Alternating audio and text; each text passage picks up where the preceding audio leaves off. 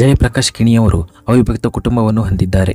ಅದರಲ್ಲಿ ಅವರ ತಾಯಿ ಸ್ವತಃ ಅವರು ಮತ್ತು ಅವರ ಪತ್ನಿ ಗಾಯತ್ರಿ ಕಿಣಿ, ಹಿರಿಯ ಮಗ ಗೌತಮ್, ಕಿರಿಯ ಮಗಳು ಅದಿತಿ ಇದ್ದಾರೆ. ಅವರ ಕಿರಿಯ ಸಹೋದರ ಸುಭಾಷ್ ಕಿಣಿ, ಅವರ ಪತ್ನಿ ಆಶಾ ಕಿಣಿ ಮತ್ತು ಹಿರಿಯ ಮಗಳು ಭೂಮಿಕಾ ಮತ್ತು ಕಿರಿಯ ಮಗಳು ಆರಾಧ್ಯ ಇದ್ದಾರೆ. ಅದಿತಿ ಮತ್ತು ಆರಾಧ್ಯ ನಡುವೆ 1 ತಿಂಗಳ ಅಂತರವಿದೆ. ಈ ಮನೆಯ 3 ಹೆಣ್ಣು ಮಕ್ಕಳು ಎಷ್ಟು ಸುಂದರವಾಗಿದ್ದಾರೆಂದರೆ ಒಮ್ಮೆ ನೋಡಿದರೆ ಅವರು ಅಭಿಮಾನಿಯಾಗುತ್ತಾರೆ. 3 ಸಹೋದರಿಯರು ಸಂಸ್ಕಾರವಂತರು ಮತ್ತು ಶುದ್ಧ ಮನಸ್ಸಿನವರಾಗಿದ್ದಾರೆ. ಆದರೂ ಅವರ ವಿವಾಹದ ಸಂಬಂಧಗಳು ಏರ್ಪಾಡಾಗುವುದಿಲ್ಲ. ಇದಕ್ಕೆ ಒಂದೇ ಕಾರಣವೆಂದರೆ ಕಿಣಿ ಕುಟುಂಬದ 3 ಹೆಣ್ಣು ಮಕ್ಕಳು ತಪ್ಪುಗಳ ಮುಂದೆ ಎಂದಿಗೂ ತಲೆ ಬಾಗುವುದಿಲ್ಲ. ಯಾವಾಗಲೂ ಸತ್ಯ ಮತ್ತು ಒಳ್ಳೆಯತನದ ಮಾರ್ಗದಲ್ಲಿ ನಡೆಯುತ್ತಾರೆ. ಮುಕ್ತ ಮನಸ್ಸಿನ ಹುಡುಗಿಯರಾಗಿದ್ದರು. ಕಿಣಿ ಕುಟುಂಬದ ಹೆಣ್ಣು ಮಕ್ಕಳಿಗೆ ಅವರು ಇಷ್ಟಪಡುವ ಹುಡುಗರು ಸಿಗುತ್ತಾರೆಯೇ, ಅವರು ಹೇಗಿದ್ದಾರೋ ಹಾಗೆಯೇ ಇಷ್ಟಪಡುವವರು, ಅಥವಾ ಸಮಾಜದ ಕಾರಣದಿಂದ 3 ತಮ್ಮ ಮಾರ್ಗಗಳನ್ನು ಬದಲಾಯಿಸುತ್ತಾರೆಯೇ? ತಿಳಿಯಲು ಕಥೆಯನ್ನು ಕೇಳಿ. ಮಾಂಗಲ್ಯ ಬಂಧನ. ವಧುವರರು ದಿಬ್ಬಣಕ್ಕೆ ನಿಂತುಕೊಳ್ಳಿ ಎಂದು ಪುರೋಹಿತರು ಹೇಳಿದರು. ವಧು ಮತ್ತು ವರ ನಿಂತರು. ಆದರೆ ಆಗ ಹುಡುಗನ ತಂದೆ ಜೋರಾಗಿ, ಸಾಕು, ಇಲ್ಲಿಯೇ ಮದುವೆಯನ್ನು ನಿಲ್ಲಿಸಿ ಎಂದು ಹೇಳುತ್ತಾರೆ. ಇದನ್ನು ಕೇಳಿ ಮದುವೆಯ ವಾತಾವರಣದಲ್ಲಿ ಜನರು ಪರಸ್ಪರ ಮಾತನಾಡಲು ಪ್ರಾರಂಭಿಸಿದರು. ಹುಡುಗಿಯ ಕಡೆಯವರು ಗಾಬರಿಯಾದರು. ವಧುವಿನ ಪೋಷಕರು ಕೈ ಜೋಡಿಸಿ ಹುಡುಗನ ಪೋಷಕರ ಬಳಿ ಬಂದರು. ಹುಡುಗಿಯ ತಂದೆ, ಬೀಗರೆ, ನಮ್ಮಿಂದ ಏನಾದರೂ ತಪ್ಪಾಗಿದೆಯೇ ಎಂದು ಕೇಳಿದರು. ಹುಡುಗಿಯ ತಾಯಿ, ಹೌದು ಅಣ್ಣ, ನಮ್ಮಿಂದ ಏನಾದರೂ ತಪ್ಪಾಗಿದ್ದರೆ ಹೇಳಿ ಎಂದು ಹೇಳಿದರು. ಹುಡುಗನ ತಂದೆ, ತಪ್ಪೇನೂ ಇಲ್ಲ, ಆದರೆ ಬಹುಶಃ ನೀವು ಮರೆತಿದ್ದೀರಿ ಅನಿಸುತ್ತೆ. ನೀವು ಮುಹೂರ್ತಕ್ಕೆ ಮೊದಲು 5 ಲಕ್ಷ ರೂಪಾಯಿಗಳನ್ನು ನಮಗೆ ಕೊಡುತ್ತೀರಿ ಎಂದು ಹೇಳಿದ್ದೀರಿ. ಆದರೆ ನೀವು ಇನ್ನೂ ನಮ್ಮ ಕೈಗೆ ಹಣವನ್ನು ಕೊಟ್ಟಿಲ್ಲ ಮತ್ತು ನಿಮ್ಮ ವರದಕ್ಷಿಣೆಯ ಸಾಮಾನು ಸಹ ಕಾಣಿಸುತ್ತಿಲ್ಲ ಎಂದರು. ಹುಡುಗಿಯ ತಂದೆ, ವರದಕ್ಷಿಣೆ ಎಲ್ಲಿದೆ ನೋಡಿ. ಹುಡುಗಿಯ ತಂದೆ ಎಲ್ಲರ ಗಮನವನ್ನು ವರದಕ್ಷಿಣೆಯ ಕಡೆಗೆ ಸೆಳೆದರು. ಆದರೆ ಹುಡುಗನ ತಂದೆ ಅದರಲ್ಲಿಯೂ ತಪ್ಪುಗಳನ್ನು ಹುಡುಕಿ ಹೇಳಿದರು. ಹುಡುಗನ ತಂದೆ, ಇದೇನು ವರದಕ್ಷಿಣೆ? ಕಬ್ಬಿಣದ ಪೆಟ್ಟಿಗೆಗಳು. ಇಂದಿನ ಕಾಲದಲ್ಲಿ ಇವುಗಳನ್ನು ಯಾರೂ ಕೇಳುವುದಿಲ್ಲ ಮತ್ತು ನೀವು ಇದನ್ನು ವರದಕ್ಷಿಣೆಯಾಗಿ ಕೊಡುತ್ತಿದ್ದೀರಿ. ಈ ಮರದ ಸೋಫಾ ಹಳೆಯ ಕಾಲದ್ದು ಮತ್ತು LCD ಯುಗದಲ್ಲಿ ಜಾಗವನ್ನು ತುಂಬಲು ಪ್ಲಾಸ್ಟಿಕ್ ಪೆಟ್ಟಿಗೆಯನ್ನು ಕೊಡುತ್ತಿದ್ದೀರಿ. ಎಸಿಯ ಬದಲು ಕೂಲರ್, ಸಣ್ಣ ಫ್ರಿಡ್ಜ್ ಮತ್ತು ಕಾರನ್ನು ಬಿಡಿ. ಬೈಕ್ ಕೊಡುತ್ತೇವೆ ಅಂತ ಹೇಳಿದ್ರಲ್ಲ, ಬೈಕ್ ಎಲ್ಲಿಯೂ ಕಾಣಿಸುತ್ತಿಲ್ಲ ಎಂದು ಹೇಳಿದರು. ಹುಡುಗನ ತಾಯಿ, ಕುನಾಲ್, ಮತ್ತು 5 ಲಕ್ಷ ರೂಪಾಯಿಗಳು ಎಂದು ಸ್ಮರಣಾರ್ಥಕವಾಗಿ ಕೇಳಿದರು. ಹುಡುಗನ ತಂದೆ, ಕುನಾಲ್, ಈ ಮನೆಯ ಸಂಬಂಧ ಬೆಳೆಸಬಾರದು ಎಂದು ನಾನು ನಿನಗೆ ಮೊದಲೇ ಹೇಳುತ್ತಿದ್ದೆ. ಒಂದಕ್ಕಿಂತ ಒಂದು ಉತ್ತಮ ಸಂಬಂಧಗಳು ಬರುತ್ತಿದ್ದವು. ಆದರೆ ನಿನಗೆ ಈ ಬಡ ಕುಟುಂಬದ ಹುಡುಗಿ ಇಷ್ಟವಾದಳು ಎಂದು ಹೇಳಿದರು. ಹುಡುಗನ ತಾಯಿ, ನೋಡಿದ್ರ, ನಿಮ್ಮಿಂದಾಗಿ ನಾನು ನನ್ನ ಗಂಡನಿಂದಲೂ ಕೇಳಬೇಕಾಯಿತು. ನಿಮ್ಮ ಮಗಳು ನನಗೆ ಇಷ್ಟವಾಗಿದ್ದಳು, ಆದರೆ ನೀವು ಸ್ವಲ್ಪ ಕಾಳಜಿ ವಹಿಸಬೇಕಿತ್ತು. ಕ್ಷಮಿಸಿ. 3 ಸಹೋದರರ ಏಕೈಕ ಸಹೋದರಿ. ಎಲ್ಲ ಆಸ್ತಿಯನ್ನು ತಂದೆ ತಾಯಿ ಗಂಡು ಮಕ್ಕಳಿಗೆ ಮಾಡಿಕೊಡುತ್ತಾರೆ. ಆದರೆ ಮಗಳಿಗೆ 5-6 ಲಕ್ಷದ ವರದಕ್ಷಿಣೆ ಕೊಡಲು ಸಾಧ್ಯವಿಲ್ಲ. ನಾವು ಸಹ ನಮ್ಮ 2 ಹೆಣ್ಣು ಮಕ್ಕಳ ಮದುವೆ ಮಾಡಿದ್ದೇವೆ. ವರದಕ್ಷಿಣೆಯಲ್ಲಿ ಯಾವುದೇ ಕೊರತೆ ಮಾಡಿಲ್ಲ. ನೋಡಿ, ನೀವು ನಮಗೆ 5 ಲಕ್ಷ ರೂಪಾಯಿಗಳನ್ನು ನಗದು ರೂಪದಲ್ಲಿ ಕೊಡಿ ಅಥವಾ ನಿಮ್ಮ ಮಗಳನ್ನು ಮನೆಯಲ್ಲಿ ಇಟ್ಟುಕೊಳ್ಳಿ ಎಂದು ಹೇಳುತ್ತಾ ಕುನಾಲ್, ಇಲ್ಲಿ ಬಾ ಮಗನೇ ಎಂದು ಹೇಳಿದರು. ಹುಡುಗಿಯ ತಂದೆ ಕೈಮುಗಿದು, ಇಂತಹ ಅನಾಹುತ ಮಾಡಬೇಡಿ. ನನ್ನ ಮಗಳ ಜೀವನಕ್ಕೆ ಕಳಂಕ ಬರುತ್ತದೆ. ನಾನು 5 ಲಕ್ಷ ರೂಪಾಯಿಗಳನ್ನು ಕೊಡುತ್ತೇನೆ. ಈ ಮದುವೆ ನಡೆಯಲು ಬಿಡಿ, ನಾನು ವ್ಯವಸ್ಥೆ ಮಾಡುತ್ತೇನೆ ಎಂದು ಹೇಳುತ್ತಾರೆ. ಹುಡುಗನ ತಂದೆ, ಖಂಡಿತ ಇಲ್ಲ, ಮೊದಲು ಹಣ, ನಂತರ ಮದುವೆ. ನಿಮ್ಮ ಬಳಿ ಇದ್ದರೆ ಮಾತನಾಡಿ, ಇಲ್ಲದಿದ್ದರೆ ನಾವು ಈ ದಿಬ್ಬಣವನ್ನು ವಾಪಸ್ ತೆಗೆದುಕೊಂಡು ಹೋಗುತ್ತೇವೆ ಎಂದು ಹೇಳುತ್ತಾರೆ. ಹುಡುಗನ ಕಡೆಯವರು ನಡೆಯಲು ಪ್ರಾರಂಭಿಸುತ್ತಾರೆ. ಆಗ ಹುಡುಗಿಯ ಇಡೀ ಕುಟುಂಬ ಅವರ ದಾರಿಯನ್ನು ತಡೆಯುತ್ತದೆ. ಹುಡುಗಿಯ ತಂದೆ ತಮ್ಮ ತಲೆಯ ಪೇಟವನ್ನು ತೆಗೆದು ಹುಡುಗನ ತಂದೆಯ ಕಾಲಿಗೆ ಇಡಲು ಪ್ರಾರಂಭಿಸುತ್ತಾರೆ. ಆಗ ನೀಲಿ ಲೆಹಂಗ ಧರಿಸಿದ ಸುಂದರ ಹುಡುಗಿಯೊಬ್ಬಳು ಪೇಟವನ್ನು ಹಿಡಿಯುತ್ತಾಳೆ. ಹುಡುಗಿಯ ತಂದೆ, ಭೂಮಿ ಮಗಳೇ, ಏನು ಮಾಡುತ್ತಿದ್ದೀಯಾ ಎಂದು ಕೇಳಿದರು. ಅದಕ್ಕೆ ಭೂಮಿ, ನನ್ನ ಪ್ರಶ್ನೆಯೂ ಅದೇ. ಈ ಅಂಕಲ್ ಏನು ಮಾಡುತ್ತಿದ್ದಾರೆ? ಈ ನೀಚ ಜನರ ಮುಂದೆ ಕೈ ಜೋಡಿಸುತ್ತಿದ್ದೀರಾ ಎಂದು ಹೇಳುತ್ತಾಳೆ. ಹುಡುಗನ ತಂದೆ, ಇನ್ನು ಇದೊಂದೇ ಕೇಳುವುದು ಬಾಕಿ ಇತ್ತು. ನಮಗೆ ನೀಚ ಎಂದು ಹೇಳುತ್ತಿದ್ದಾಳೆ ಈ ಹುಡುಗಿ ಎಂದು ಹೇಳಿದಾಗ, ನೀಚ, ಅರೆ, ಅದಕ್ಕಿಂತ ಕೆಟ್ಟ ಪದ ಯಾವುದಾದರೂ ಇದ್ದರೆ ನಿಮ್ಮಂತಹ ದುರಾಸೆಯ ಜನರಿಗೆ ಅದನ್ನು ಉಪಯೋಗಿಸುತ್ತಿದ್ದೆ ಎಂದು ಭೂಮಿಕಾ ಹೇಳುತ್ತಾಳೆ. ಎಕ್ಸ್ಕ್ಯೂಸ್ ಮೀ ಮಿಸ್, ನೀವು ನನ್ನ ಪೋಷಕರನ್ನು ಅವಮಾನಿಸುತ್ತಿದ್ದೀರಿ ಎಂದು ವರ ಹೇಳಿದಾಗ, ನೀವು ಮತ್ತು ನಿಮ್ಮ ಪೋಷಕರು ಅದಕ್ಕೆ ಅರ್ಹರು. ನಿಮ್ಮಂತಹ ವರದಕ್ಷಿಣೆಯ ದುರಾಸೆಯವರಿಗೆ ಮುಖಕ್ಕೆ ಮಸಿ ಬಳಿದು ಚಪ್ಪಲಿ ಹಾರ ಹಾಕಿ ಕತ್ತೆಯ ಮೇಲೆ ಕೂರಿಸಿ ಇಡೀ ಬೀದಿಯಲ್ಲಿ ತಿರುಗಿಸಬೇಕು. ಆಗ ಯಾರೂ ವರದಕ್ಷಿಣೆ ಕೇಳುವುದನ್ನು ಬಿಡಿ, ಯೋಚಿಸುವುದಕ್ಕೂ ಹೆದರುತ್ತಾರೆ. ಅರೆ, ನಿಮ್ಮ ಮಗನನ್ನು ಮಾರಾಟ ಮಾಡುವಾಗ ನಿಮಗೆ ನಾಚಿಕೆಯಾಗುವುದಿಲ್ಲವೇ? ಮತ್ತು ನಿಮ್ಮ ಮಗನ ಬೆಲೆ ಕೇವಲ 5 ಲಕ್ಷ ರೂಪಾಯಿಗಳೇ. ಬಹಳ ಅಗ್ಗದ ಬೆಲೆ ಅಲ್ಲವೇ ಎಂದು ಭೂಮಿಕಾ ಹೇಳುತ್ತಾಳೆ. ಹುಡುಗನ ತಂದೆ, ಏ ಹುಡುಗಿ, ಸುಮ್ಮನಿರು, ಇಲ್ಲಿಂದ ಹೋಗೋಣ. ಬಹಳ ಅವಮಾನ ಮಾಡಿಕೊಂಡೆವು ಇಲ್ಲಿ. ಈ ಹುಡುಗಿ ಏನೇನೋ ಮಾತನಾಡುತ್ತಿದ್ದಾಳೆ ಮತ್ತು ನೀನು ಸುಮ್ಮನೆ ನಿಂತು ಕೇಳುತ್ತಿದ್ದೀಯ. ಇನ್ನು ನಿಮ್ಮ ಮಗಳನ್ನು ಮನೆಯಲ್ಲಿ ಇಟ್ಟುಕೊಳ್ಳಿ. ನಿಮ್ಮ ಮಗಳು ಜೀವನ ಪೂರ್ತಿ ಮನೆಯಲ್ಲಿ ಇರುತ್ತಾಳೆ. ಅವಳನ್ನು ಯಾರೂ ಮದುವೆಯಾಗುವುದಿಲ್ಲ. ಕುನಾಲ್, ಬಾ ಹೋಗೋಣ ಎಂದು ಹೇಳುತ್ತಾರೆ. ಹುಡುಗಿಯ ತಂದೆ, ಇಲ್ಲ ಅಣ್ಣ, ನಿಲ್ಲಿ, ಅವಳು ಚಿಕ್ಕವಳು. ಅವಳ ಮುಗ್ಧತೆಯನ್ನು ಅರ್ಥ ಮಾಡಿಕೊಂಡು ಕ್ಷಮಿಸಿ ಎಂದು ಹೇಳುತ್ತಾರೆ. ಅಂಕಲ್, ಈ ಜನರ ಮುಂದೆ ಕೈ ಜೋಡಿಸುವ ಅಗತ್ಯವಿಲ್ಲ. ನೀವು ಕೈ ಜೋಡಿಸುವುದರಿಂದ ನಿಮ್ಮ ಮಗಳ ಜೀವನ ಸರಿ ಹೋಗುತ್ತದೆ ಎಂದು ಖಾತರಿ ಏನು? 5 ಲಕ್ಷ ರೂಪಾಯಿಗಳನ್ನು ತೆಗೆದುಕೊಂಡ ನಂತರ ಈ ಜನರು ರಜನಿಯನ್ನು ನಂತರ ತೊಂದರೆಗೊಳಿಸುವುದಿಲ್ಲ ಎಂದು ಏನು ಗ್ಯಾರಂಟಿ? ಹೋಗುವುದಾದರೆ ಹೋಗಲಿ, ರಜನಿಯನ್ನು ಯಾರೂ ಮದುವೆಯಾಗುವುದಿಲ್ಲ ಎಂಬ ತಪ್ಪು ಕಲ್ಪನೆಯಲ್ಲಿ ಇರಬೇಡಿ. ಬದಲಾಗಿ ನಿಮ್ಮ ಬಗ್ಗೆ ಚಿಂತಿಸಿ. ಅದಿತಿ ಮತ್ತು ಆರಾಧ್ಯ ಇಲ್ಲಿ ಬನ್ನಿ ಎಂದು ಭೂಮಿಕಾ ಹೇಳುತ್ತಾಳೆ. ಅದಿತಿ ತಗು ಅಕ್ಕ ಎಂದು ಹೇಳುತ್ತಾಳೆ. ಅದಿತಿ, ಅವರಿಗೆ ವಿಡಿಯೋ ತೋರಿಸು ಎಂದು ಭೂಮಿಕಾ ಹೇಳುತ್ತಾಳೆ. ಅದಿತಿ ಮೊಬೈಲ್ನಲ್ಲಿ ರೆಕಾರ್ಡ್ ಮಾಡಿದ ಎಲ್ಲ ವಿಡಿಯೋಗಳನ್ನು ನೋಡಿದ ತಕ್ಷಣ ಹುಡುಗನ ಕಡೆಯವರ ಬೆವರು ಹರಿಯಲು ಪ್ರಾರಂಭಿಸಿತು. ವಿಡಿಯೋವನ್ನು ಚೆನ್ನಾಗಿ ನೋಡಿ, ಇದರಲ್ಲಿ ನೀವೇ ಇದ್ದೀರಿ. ಹುಡುಗಿಯ ಕಡೆಯವರು ನಿಮ್ಮ ವಿರುದ್ಧ ದೂರು ನೀಡಿದರೆ ನೇರವಾಗಿ ಜೈಲಿನಲ್ಲಿ ಹಿಟ್ಟು ಬೀಸುತ್ತೀರಿ ಎಂದು ಆರಾಧ್ಯ ಹೇಳುತ್ತಾಳೆ. ನಿಮ್ಮ ಮಗ ಯುವಕ, ಬಹುಶಃ ಹಿಟ್ಟು ಬೀಸಬಹುದು, ಆದರೆ ನೀವು ಇಬ್ಬರು ವೃದ್ಧಾಪ್ಯದಲ್ಲಿ ಹೇಗೆ ಹಿಟ್ಟು ಬೀಸುತ್ತೀರಿ ಎಂದು ಅದಿತಿ ಹೇಳುತ್ತಾಳೆ. ಈ ವಿಡಿಯೋವನ್ನು ನಾನು ಇಂಟರ್ನೆಟ್ನಲ್ಲಿ ವೈರಲ್ ಮಾಡಿದರೆ ನೀವು ಮತ್ತು ನಿಮ್ಮ ಸಂಬಂಧಿಕರು ಮುಖ ಮುಚ್ಚಿಕೊಂಡು ಓಡಾಡಬೇಕಾಗುತ್ತದೆ. ಅರ್ಥವಾಯ್ತಾ? ಯಾವುದೇ ಗೌರವಾನ್ವಿತ ಕುಟುಂಬವು ನಿಮಗೆ ತಮ್ಮ ಮಕ್ಕಳನ್ನು ಕೊಡುವುದಿಲ್ಲ. ನಿಮ್ಮ ಮಗನನ್ನು ಜೀವನ ಪೂರ್ತಿ ಅವಿವಾಹಿತನನ್ನಾಗಿ ಕೂರಿಸಿಕೊಳ್ಳಿ. ಈಗ ನಾನು ನಿಮಗೆ 2 ಆಯ್ಕೆಗಳನ್ನು ನೀಡುತ್ತೇನೆ. 1, ನಿಮ್ಮ ದರ್ಪವನ್ನು ತೋರಿಸದೆ ರಜನಿಯನ್ನು ಮದುವೆಯಾಗಿ, ಅದರಲ್ಲಿ 2 ಕುಟುಂಬಗಳಿಗೂ ಒಳ್ಳೆಯದಿದೆ. ಅಥವಾ ಜೈಲಿಗೆ ಹೋಗಲು ಸಿದ್ಧರಾಗಿ ಎಂದು ಭೂಮಿಕಾ ಹೇಳುತ್ತಾಳೆ. ನನ್ನ ಪ್ರಕಾರ ನನ್ನ ಅಕ್ಕನ ಮೊದಲ ಆಯ್ಕೆ ತುಂಬ ಒಳ್ಳೆಯದು.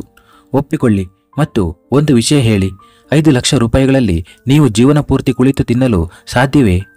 ಇಲ್ಲ ಅಲ್ವಾ? ಅಥವಾ ಅಷ್ಟರಲ್ಲಿ ಶ್ರೀಮಂತರಾಗುತ್ತೀರಾ ಎಂದು ಆರಾಧ್ಯ ಕೇಳುತ್ತಾಳೆ. ತಂದೆ ತಾಯಿ ತಮ್ಮ ಹೃದಯದ ತುಂಡನ್ನು ಕೊಡುತ್ತಿದ್ದಾರೆ, ತಮ್ಮ ಪ್ರಾಣವನ್ನೇ ತೆಗೆದುಕೊಡುತ್ತಿದ್ದಾರೆ ಮತ್ತು ನೀವು ವರದಕ್ಷಿಣೆ ನೋಡುತ್ತಿದ್ದೀರಿ. ಏನು ವರದಕ್ಷಿಣೆ ಕೊಡುತ್ತಿದ್ದಾರೆ ಎಂದು. ನಿಮಗೆ ಇತ್ತೀಚಿನ ಹೊಸ ಆಧುನಿಕ ವರದಕ್ಷಿಣೆ ಬೇಕು. ಕಾಲ ಬದಲಾಗಿದೆ. ಕಾಲದ ಜೊತೆಗೆ ನಿಮ್ಮ ಆಲೋಚನೆಯನ್ನು ಬದಲಾಯಿಸಿ. ಹೇಳಿ, ಏನು ನಿರ್ಧರಿಸಿದ್ದೀರಿ? ಮದುವೆಯೋ ಅಥವಾ ಜೈಲೋ ಎಂದು ಅದಿತಿ ಹೇಳುತ್ತಾಳೆ. ಹುಡುಗನ ತಾಯಿ, ಕುನಾಲ್ನ ಅಪ್ಪ, ನಾನು ಏನು ಹೇಳುತ್ತೇನೆಂದರೆ ಈ ಮಕ್ಕಳು ಸಂಪೂರ್ಣವಾಗಿ ಸರಿ ಹೇಳುತ್ತಿದ್ದಾರೆ. ನಾವು ಮದುವೆಯನ್ನು ವಿಳಂಬ ಮಾಡಬಾರದು, ಮುಹೂರ್ತ ಮುಗಿದು ಹೋಗುತ್ತದೆ ಎಂದು ಹೇಳಿದರು. ಹುಡುಗನ ತಂದೆ, ಹೌದು ಕುನಾಲ್ ಮಗನೇ, ಹೋಗಿ ಮಂಟಪದಲ್ಲಿ ಕುಳಿತುಕೋ. ಬನ್ನಿ ಕಿಶೋರ್, ಮಕ್ಕಳ ಮದುವೆ ಮಾಡೋಣ ಎಂದು ಹೇಳುತ್ತಾರೆ. ಹುಡುಗಿಯ ಕುಟುಂಬದವರು ಸಂತೋಷಪಟ್ಟರು. ಮಂಟಪದ ಕಡೆಗೆ ಹೋಗಲು ಪ್ರಾರಂಭಿಸಿದರು. ಆಗ ಭೂಮಿಕಾ ತಲೆಯಲ್ಲಿ ಪೇಟವನ್ನು ಹಿಡಿದು ನಗುತ್ತಾ ತಡೆದಳು. ಇದು ನಿಮ್ಮ ಗೌರವ. ಇದನ್ನು ಕೇವಲ ದೇವರ ಪಾದಗಳಿಗೆ ಇಡಬೇಕು, ಯಾವುದೇ ದುರಾಸೆಯ ವ್ಯಕ್ತಿಯ ಪಾದಗಳಿಗಲ್ಲ ಎಂದು ಭೂಮಿಕಾ ಹೇಳಿದಳು. ಮದುವೆ ಚೆನ್ನಾಗಿ ನಡೆಯಿತು. ಎಲ್ಲರೂ ಊಟ ಮಾಡಿದರು. ಭೂಮಿಕಾ, ಅದಿತಿ, ಆರಾಧ್ಯ 3 ಸಹೋದರಿಯರು ಒಟ್ಟಿಗೆ ನಿಂತಿದ್ದರು. ಆಗ ವರ ಹತ್ತಿರ ಬಂದು ಹೇಳಿದನು, ನೋಡಿ ಮಿಸ್, ಈ ಮದುವೆಯಾಗಿದೆ. ಆ ವಿಡಿಯೋವನ್ನು ಡಿಲೀಟ್ ಮಾಡಿ ಎಂದನು. ಹಲೋ ಮಿಸ್ಟರ್, ನಮ್ಮ ಮುಖದಲ್ಲಿ ಮೂರ್ಖ ಎಂದು ಬರೆದಿದೆಯಾ ಎಂದು ಭೂಮಿಕಾ ಹೇಳಿದಳು. ಮದುಮಗ, ನೋಡಿ ಮಿಸ್, ಈ ಮದುವೆ ಆಗಿಬಿಟ್ಟಿದೆ. ಈ ವಿಡಿಯೋವನ್ನು ಇಟ್ಟುಕೊಳ್ಳುವುದರಿಂದ ಯಾವುದೇ ಪ್ರಯೋಜನ ಇಲ್ಲ ಮತ್ತು ನಾವು ಇನ್ನು ಮುಂದೆ ವರದಕ್ಷಿಣೆ ಕುರಿತು ಮಾತುಕತೆ ಮಾಡುವುದಿಲ್ಲ ಎಂದು ಹೇಳುತ್ತಾನೆ. ಹಲೋ ಮಿಸ್ಟರ್, ನೀವು ಹಾಗೆ ಮಾಡುವುದಿಲ್ಲ ಎಂದು ಏನು ಖಾತರಿ? ವಿಡಿಯೋ ಬಗ್ಗೆ ನೀವು ಏಕೆ ಇಷ್ಟು ಭಯಪಡುತ್ತಿದ್ದೀರಿ? ಚಿಂತಿಸಬೇಡಿ, ನಾವು ಈ ವಿಡಿಯೋವನ್ನು ವೈರಲ್ ಮಾಡುವುದಿಲ್ಲ ಮತ್ತು ನೀವು ರಜನಿಯನ್ನು ಸಂತೋಷವಾಗಿ ಇಟ್ಟಿದ್ದೀರಿ ಎಂದು ನಮಗೆ ತೃಪ್ತಿಯಾದಾಗ ನಾವು ಡಿಲೀಟ್ ಮಾಡುತ್ತೇವೆ. ಅರ್ಥವಾಯ್ತಾ? ಬನ್ನಿ ಭೂಮಿ ಅಕ್ಕ, ಆರಾಧ್ಯ, ತಡವಾಗುತ್ತಿದೆ. ಮೊದಲು ರಜನಿಯನ್ನು ಒಮ್ಮೆ ಭೇಟಿಯಾಗೋಣ. ಬೀಳ್ಕೊಡೆಗೆ ಬೆಳಿಗ್ಗೆ ಆಗುತ್ತದೆ. ಈಗ ಬೆಳಿಗ್ಗೆಯವರೆಗೆ ನಾವು ಇಲ್ಲಿ ನಿಲ್ಲಲು ಸಾಧ್ಯವಿಲ್ಲ ಎಂದು ಅದಿತಿ ಹೇಳುತ್ತಾಳೆ. 3 ರಜನಿ ಮತ್ತು ಆಕೆಯ ಕುಟುಂಬದ ಬಳಿ ಹೋದರು. ಭೂಮಿಕಾ ಕೈ ಮುಗಿದು ಕ್ಷಮೆ ಕೇಳಿದಳು. ಕಿಶೋರ್ ಅಂಕಲ್, ಮದುವೆಯಲ್ಲಿ ನಾನು ಏನಾದರೂ ಹೆಚ್ಚು ಮಾತನಾಡಿದ್ದರೆ ನನ್ನನ್ನು ಕ್ಷಮಿಸಿ. ನಾನು ಹುಡುಗನ ಕಡೆಯವರಿಗೆ ಇಷ್ಟು ಹೇಳಿದ್ದು ಅಗತ್ಯವಾಗಿತ್ತು. ನನ್ನ ಸ್ನೇಹಿತೆ ರಜನಿಗಾಗಿ ವರದಕ್ಷಿಣೆ ತೆಗೆದುಕೊಳ್ಳುವುದು ಮತ್ತು ಕೊಡುವುದು 2 ಅಪರಾಧ. ವರದಕ್ಷಿಣೆ ದುರಾಸೆಯವರಿಗೆ ಹೀಗೆ ಪಾಠ ಕಲಿಸಿದರೆ ಅವರು ನಮ್ಮ ರಜನಿಯನ್ನು ವರದಕ್ಷಿಣೆಗಾಗಿ ಅಥವಾ ನಿಮ್ಮನ್ನು ತೊಂದರೆಗೊಳಿಸುವುದಿಲ್ಲ ಎಂದು ಭೂಮಿಕಾ ಹೇಳುತ್ತಾಳೆ. ಧನ್ಯವಾದಗಳು ಮಗಳೇ, ಇಂದು ನಿನ್ನಿಂದ ನನ್ನ ಮಗಳ ಮದುವೆಯಾಯಿತು. ಸರಿ, ನೀವು 3 ಊಟ ಮಾಡಿದ್ದೀರಾ ಎಂದು ಕಿಶೋರ್ ಅವರು ಕೇಳಿದರು. ಹೌದು ಅಂಕಲ್, ನೀವು ಊಟದಲ್ಲಿ ಯಾವುದೇ ಕೊರತೆ ಮಾಡಲಿಲ್ಲ. ನಾವು ಏನಾದರೂ ಹೆಚ್ಚು ಮಾತನಾಡಿದ್ದರೆ ನಮ್ಮನ್ನು ಕ್ಷಮಿಸಿ ಎಂದು ಅದಿತಿ ಹೇಳಿದಳು. ಏನೂ ಹೆಚ್ಚು ಮಾತನಾಡಿಲ್ಲ. ನೀನು ಹಾಗೆ ಏಕೆ ಹೇಳುತ್ತಿದ್ದೀಯಾ ಎಂದು ಕಿಶೋರ್ ಅವರು ಕೇಳಿದರು. ಏಕೆಂದರೆ ಜನರ ಆಲೋಚನೆ ತುಂಬ ಚಿಕ್ಕದಾಗಿದೆ. ಹುಡುಗಿಯರು ಸರಿಯಾದ ಮಾತನ್ನು ಹೇಳಿದರೂ ಅವರಿಗೆ ತಪ್ಪು ಎನಿಸುತ್ತದೆ ಎಂದು ಆರಾಧ್ಯ ಹೇಳುತ್ತಾಳೆ. ಜನರಿಗೆ ಒಳ್ಳೆಯದಕ್ಕಿಂತ ಕೆಟ್ಟದ್ದನ್ನು ಹುಡುಕುವ ಅಭ್ಯಾಸವಿದೆ. ಇಂತಹ ಜನರಿಗಾಗಿ ಒಳ್ಳೆಯತನವು ಮಾರ್ಗಗಳನ್ನು ಬದಲಾಯಿಸಬಾರದು ಎಂದು ರಜನಿಯವರು ಹೇಳುತ್ತಾರೆ. ನೀವು ಮೂವರು ಯಾವ ಮನೆಗೆ ಹೋದರೂ ಆ ಮನೆಯಲ್ಲಿ ಸಂತೋಷವೇ ತುಂಬಿರುತ್ತದೆ. ಕೆಟ್ಟತನ, ದುರಾಸೆ, ಮೋಸ ಎಂದಿಗೂ ಬೆಳೆಯುವುದಿಲ್ಲ ಎಂದು ಕಿಶೋರ್ ಅವರು ಹೇಳುತ್ತಾರೆ. ಭೂಮಿಯಕ್ಕ, ಚಿಕ್ಕಪ್ಪನ ಫೋನ್ ಬರುತ್ತಿದೆ ಎಂದು ಅದಿತಿ ಹೇಳಿದಳು. ಸರಿ ಅಂಕಲ್, ನಾವು ಹೋಗುತ್ತೇವೆ ಎಂದು ಭೂಮಿಕಾ ಹೇಳುತ್ತಾಳೆ. ನಂತರ ಮೂವರು ಸಹೋದರಿಯರು ತಮ್ಮ ಕಾರಿನಲ್ಲಿ ಕುಳಿತು ಮನೆಗೆ ಹೊರಟರು. ಮನೆಯಲ್ಲಿ ಎಲ್ಲರೂ ಅವರಿಗಾಗಿ ಕಾಯುತ್ತಿದ್ದರು. ಗಾಯತ್ರಿಯವರು ನೋಡಿ ಬಂದ್ರು ಎನ್ನುತ್ತಾರೆ. ನಾವು ತಡವಾಗಿ ಬಂದೆವಾ, ಎಲ್ಲರೂ ಹೀಗೆ ನೋಡುತ್ತಿದ್ದಾರೆ ಎಂದು ಅದಿತಿ ಹೇಳುತ್ತಾಳೆ. ಆರಾಧ್ಯ ಕೈಗಡಿಯಾರದಲ್ಲಿ ಸಮಯವನ್ನು ನೋಡುತ್ತಾ ಸರಿಯಾದ ಸಮಯಕ್ಕೆ ಬಂದಿದ್ದೇವೆ. ಏನಾಯಿತು ಅಪ್ಪ ಎಂದು ಕೇಳುತ್ತಾಳೆ. ಸುಭಾಷ್ರವರು, ಏನೂ ಇಲ್ಲ ಆರಾಧ್ಯ, ರಾತ್ರಿಯಾಗುತ್ತಿದೆ, ಆದ್ದರಿಂದ ನೀವು ಮೂವರು ಮನೆಗೆ ಹಿಂತಿರುಗುವ ದಾರಿ ನೋಡುತ್ತಿದ್ದೆವು. ಹೆಣ್ಣು ಮಕ್ಕಳು ಮನೆಯಿಂದ ಹೊರಗಿದ್ದರೆ ತಂದೆ ತಾಯಿಗೆ ನಿದ್ದೆ ಎಲ್ಲಿಂದ ಬರುತ್ತದೆ ಎಂದು ಹೇಳಿದರು. ಆದರೆ ಚಿಕ್ಕಪ್ಪ, ನಾವು ಹೇಳಿ ಹೋಗಿದ್ದೆವು ಮತ್ತು ಸಮಯಕ್ಕೆ ಮೊದಲೇ ಬಂದಿದ್ದೇವೆ ಎಂದು ಅದಿತಿ ಹೇಳುತ್ತಾಳೆ. ಗಾಯತ್ರಿಯವರು, ಅದಿತಿ ಮಗಳೇ, ಹೆಚ್ಚು ಮಾತನಾಡಬೇಡ, ಈಗ ಬಂದಿದ್ದೀರಲ್ಲ, ಮಲಗಲು ಹೋಗಿ, ಊಟ ಮಾಡಿ ಬಂದಿದ್ದೀರಲ್ಲ ಎಂದು ಕೇಳುತ್ತಾರೆ. ಹೌದಮ್ಮ ಎನ್ನುತ್ತಾಳೆ ಅದಿತಿ. ಗಾಯತ್ರಿಯವರು, ಸರಿ, ಹಾಗಾದರೆ ನಿಮ್ಮ ಕೋಣೆಗಳಿಗೆ ಹೋಗಿ, ನಾಳೆ ಬೇಗ ಹೇಳಬೇಕು. ನಾಳೆ ತುಂಬ ಕೆಲಸವಿದೆ, ಮೂವರು ಬೇಗ ಹೇಳಿ ಎಂದು ಹೇಳುತ್ತಾರೆ.